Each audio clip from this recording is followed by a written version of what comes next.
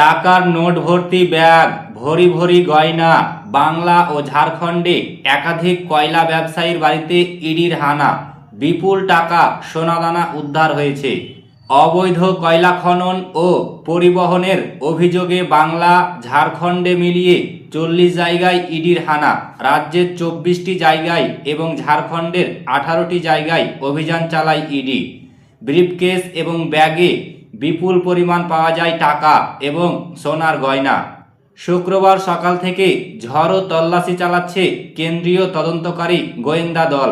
সূত্রের খবর, এখনো পর্যন্ত ঝাড়খণ্ড এবং পশ্চিমবঙ্গ মিলিয়ে 1 কোটি টাকা উদ্ধার করেছে ইডি।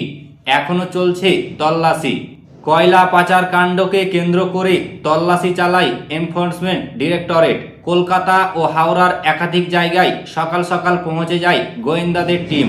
সল্টলেকের একে ব্লকে 225 নম্বর বাড়িতেও হানা দেয় ইডির আধিকারিকরা।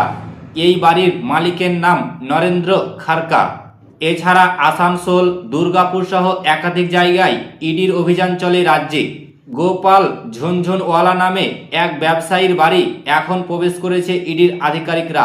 অভিযোগ, কয়লা পাচার কাণ্ডে কালো টাকা এই ব্যবসায়ীর কোম্পানির অ্যাকাউন্টে ঢুকেছিল। কলকাতা, হাওড়া ও বেশ কয়েকটি জায়গায় হানা দেয় কেন্দ্রীয় এজেন্সির গোয়েন্দারা।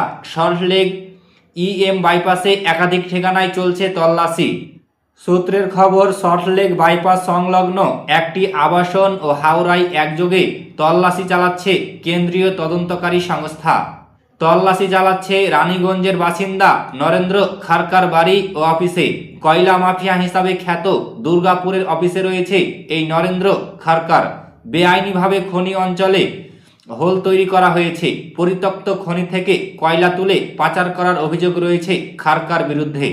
হাওড়া ডোমজুর এলাকায় এক অভিজাত আবাসনও চলে ইডির হানা।